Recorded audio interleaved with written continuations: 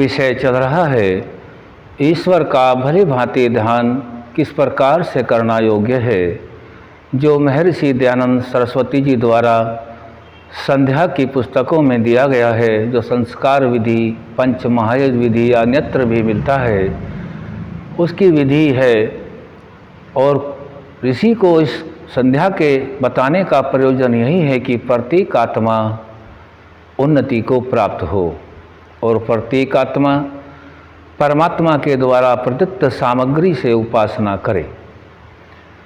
और यह वेद मंत्र भी सिद्ध करता है।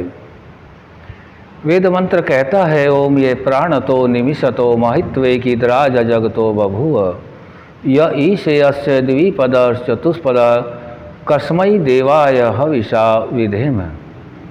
वह परमात्मा आत्मा प्राण वाले और अप्राण वाले सभी प्राणियों की रचना करता है और इस सकल जगत का एक ही विराजमान राजा है, जो मनुष्य और गौ आदि प्राणियों के शरीर की रचना करता है।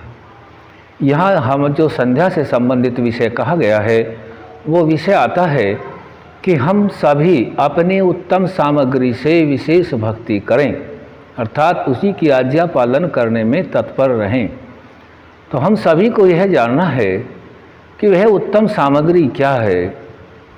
उत्तम सामग्री जो भौतिक ऐश्वर्य हैं, ये उत्तम सामग्री यहाँ नहीं कही गई हैं, क्योंकि हम सभी आत्माएं हैं और जितनी भी आत्माएं वो मंडल पर हैं, किसी न किसी शरीर में विद्यमान हैं, चाहे वे वनस्पति में हों, चाहे वे पशुओं में हों, पक्षियों में हों, मनुष्य में हों। इन जातियों में जो विद्यमान आत्माएं हैं वे शरीर के साथ हैं। और मनुष्य का जो शरीर है यह उत्तम सभी शरीरों में माना गया है और है भी, क्योंकि यह मनन पूर्वक कार्य करता है, केवल देख करके नहीं चलता, विचार भी करता है, मनन भी करता है। तो आत्मा के लिए उत्तम सामग्री यह शरीर है। अब इस शरीर से संबंधित क्रियाओं का विषय चल रहा है।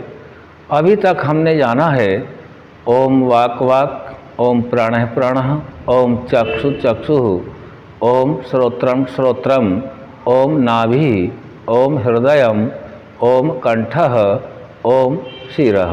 यहाँ तक हमने जाना है। अब आगे का प्रकरण होता है ओम बाहुभ्याम यशो बलम। ये बाहुभ्याम यशो बलम, यह भी आत्मा के लिए शरीर की एक उत्तम सामग्री है। इससे हमें क्या करना होता है कि अधिकतर कार्य सभी हाथों से होते हैं। ज़्यादातर शरीर की जो क्रियाएं हैं हाथों पैरों के द्वारा, जितनी भी कर्मेंद्रियों के द्वारा क्रियाएं दिखाई देती हैं। ज्ञानेंद्रियों से ज्ञान ग्रहण होता है और कर्मेंद्रियों से वह प्रत्यक्ष होता है। अभी हम बाहुभ्याम यशो बलम के विषय में इस प्रकार से जाने, जब भी हम परमात्मा का सानिध्य प्राप्त करना चाहें, एकांत में बैठें, तभी हमें यह ध्यान होता है कि बाहुभ्याम यशो बलम, जो हमारी भुजाएं हैं ये बल पूर्वक हों और यश को प्राप्त हों। जो भी हम इनसे कर्म करें तो वह कर्म, जो भी आत्माएं कर्म करता है, वैसे तो यह भी एक नियम है, कोई भी आत्मा, जितनी भी आत्माएं हैं, दुख के लिए कोई भी कार्य नहीं करता।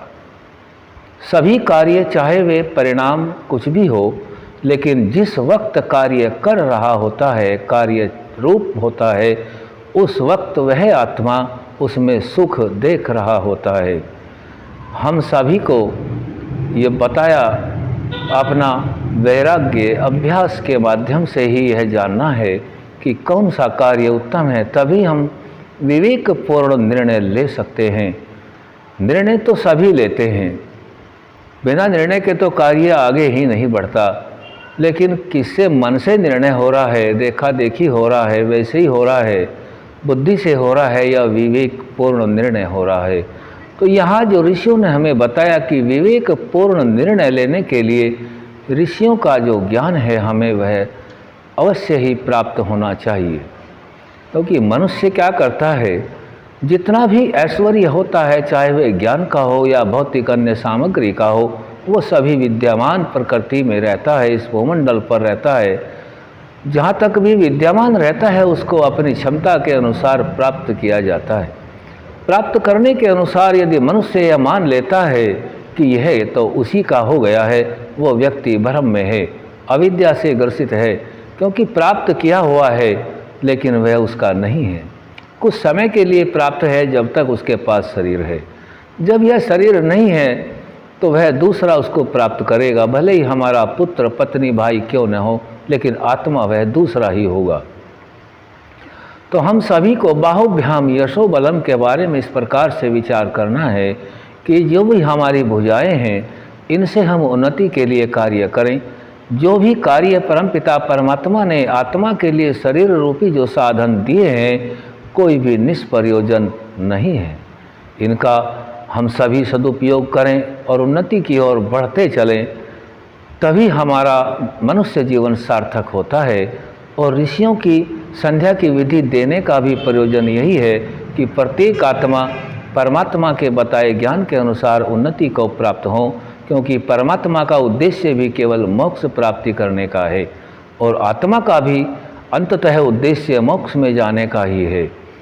अब कितना पहुँचे हैं वो तो एक अलग विषय है, लेकिन उस विषय पर चलते रहना, बीच में नहीं छोड़ना है, ये सबसे बड़ी उपलब्धि मानी जाती है। और इस प्रकार से हम अपने बाहुभ्याम यशो बलम इनसे कोई भी ऐसा कर्म न करें कि दूसरे का अहित हो। यदि अपना थोड़ा सा स्वार्थ सिद्ध होता है और दूसरे का अधिक अहित होता है तो वह कार्य करने योग्य नहीं है। अत्यंत पुरुषार्थ करना है तो इसमें हाथों का दान आदि लिखाई करने का, कुछ बातें इशारों से होती हैं, उसमें हाथों का बहुत बड़ा योगदान भी होता है। इसलिए अपने इस जो कर्मेंद्रिय है हाथों के द्वारा इसको ठीक ठीक मार्ग में चलाना है।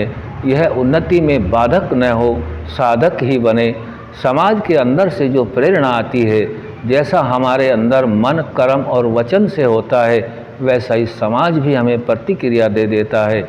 हमें इन सभी को ध्यान में रख कर के अपने हाथों का प्रयोग करना है, क्योंकि ऐसा ही नहीं है कि केवल हम आध्यात्मिक क्षेत्र में ही काम करते रहें। तो व्यक्ति कई चीज़ों से डरता है, उसे वहाँ से भी डरना आवश्यक होता है। समाज क्या कहेगा, परिवार के लोग क्या कहेंगे, यहाँ से भी गलतियों से बचता है। और यदि ईश्वर की कृपा हो जाए, उसे ईश्वर का ज्ञान हो जाए, तो वहाँ से तो खैर बहुत ही उत्तम विधि है, सर्वोत्तम है। वहाँ तक पहुँच जाए तो बहुत ही अच्छा है। तो वहाँ जब इसका ज्ञान प्राप्त कर लेगा तो किसी अनिष्ट कार्य को नहीं करेगा। उसको यह ज्ञान हो जाता है कि यह तो केवल प्राप्ति है, शरीर के जब तक है तब तक इसका उपभोग है, उसके बाद यह सब पहले भी परमात्मा का ही था, आगे भी उसी का होना है। हम तो केवल कुछ समय के लिए इसका भोग करने के लिए आए हैं। अपरिग्रह जो अष्टांग योग में यम का 5वां भाग दिया गया है, वह नहीं करना है। हमने बाहुभ्याम यशो बलम के विषय में संक्षिप्त से थोड़ा सा यह जानकारी की है।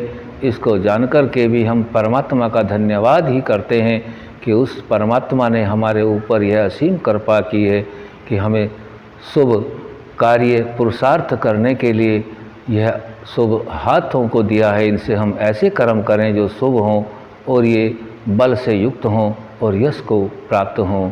ओम शम।